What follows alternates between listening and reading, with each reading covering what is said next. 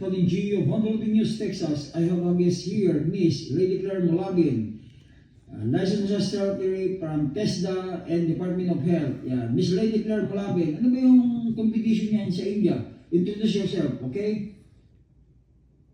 Hello everyone, good evening sa inyo po dito sa Pilipinas and good morning po dyan sa Amerika at kung saan man po kayong dako ng mundo.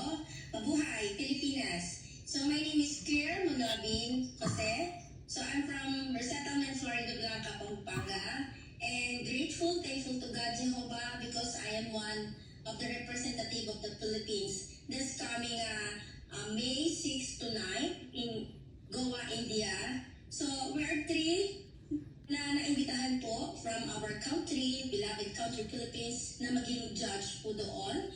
Kasama po dito si Sir Michael Bandilio and Sir Ace.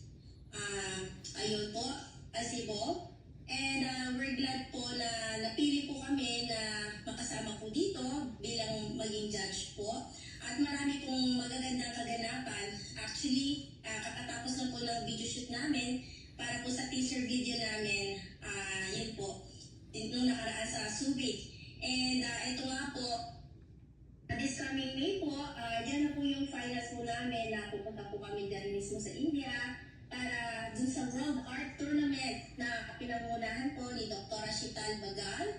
No, siya po yung mismo CEO and founder and yung wellness hub po. Ayan, sa beauty din po na beauty industry and health. Ayan, we are so thankful to Dr. Shital Bagal for having us, for inviting us in Goa, India. Yan, isa po siya sa naging judge namin dati, sir. Si Dr. Shital, doon po kami nagkakilala.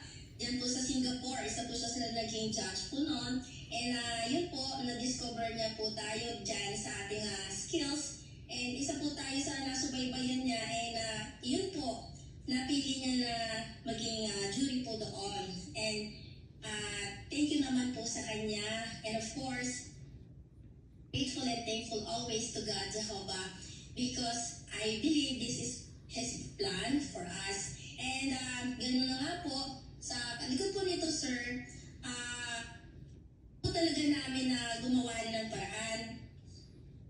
Of course, India, hindi naman na mura din yung pagpunta doon. So, as a representative ng Pilipinas, we're asking for the help of everyone na makakapanood po nito, na may ganito ang puso, na willing po mag-support para po sa bansa nating Pilipinas.